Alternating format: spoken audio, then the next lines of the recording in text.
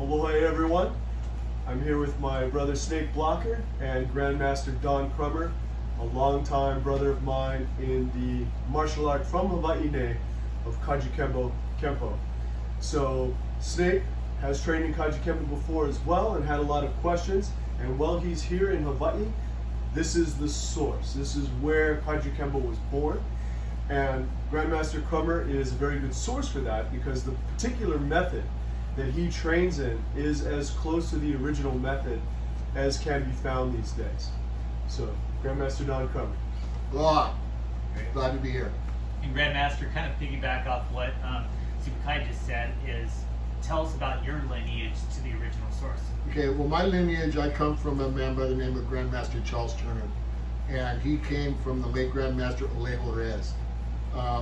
Alejo Reyes was Sijo Emperado's one of his main top guys back from the old Paloma settlement days. He did all of his books. He basically wrote down all the techniques when they were learning them as they were developing everything. So he really kept really good records of the first techniques and forms that were actually developed back in the old days of the Paloma settlement. So Alejo Reyes was my teacher's teacher. Very good. And then how did it transpire into the Hawaii community? Well, they came from Hawaii originally, and they learned everything here in Hawaii.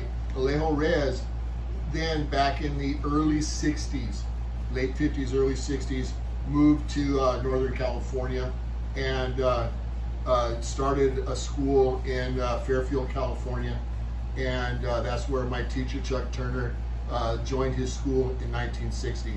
My teacher had been training with a guy by the name of George Harris, who was a Pan Am and Olympic game gold medalist in judo. He got his fourth degree brown belt in judo before Mr. Harris had to transfer because he was military to another location. So my teacher was looking around to find out where can I go train that I can kind of keep continuing with my training. And when he saw Kajukenbo and found out that the Ka and the Ju was for judo and jiu-jitsu, he goes, man, that fits me really good. I've already got a background in judo, and I can come in here and I can come train and just kind of pick up where I left from. So in 1960, that's when he joined the Alejo Reyes. And at that time, too, my understanding is you had your Kempo groups, your Kempo Ed Parker assistants out of Hawaii at the same, almost pretty much the same time mirrored. Right. And then when I see some of the demonstrations with both the Kempo side and with the Kajukenbo, I do see a lot of parallels. Yes. Can you explain the differences or the indifferences? Well, when you see the parallels, that's because those guys all came from the same teachers. They all came from Sijo, and they all came from William Chow. William Chow and Matosi's methods, and so those guys all trained under the same guys. So that's when they go off to the mainland to go do their own things. That's where it all comes from, is because they are all within the same union of Hawaii back in those days, and all learning from the same people. To give you an idea to help clarify that. So just right before World War II is when James Matose starts teaching Koshoru Kempo Jiu-Jitsu. And he was invited by Henry Okazaki, the founder of the AJI, to train his senior students. And that nucleus led to what ended up being the Kempo that came out of Hawaii. So it starts with James Matose right before World War II. And then after the war, one of the things you want to understand is that one of Matose's top students was William Chow, who also had studied some Kung Fu from his family. And he had a Hawaiian Chinese family. But after the war, the founders of Kajukenbo came back. Most of them had served in the war.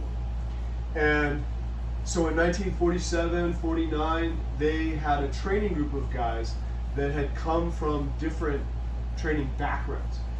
Most importantly, in terms of the history, would be the Kempo from Matose to William Chow, and William Chow's unique method to Sijo, Adriano Emperado, and Okazaki's Jiu-Jitsu, which then went to Joe Ho.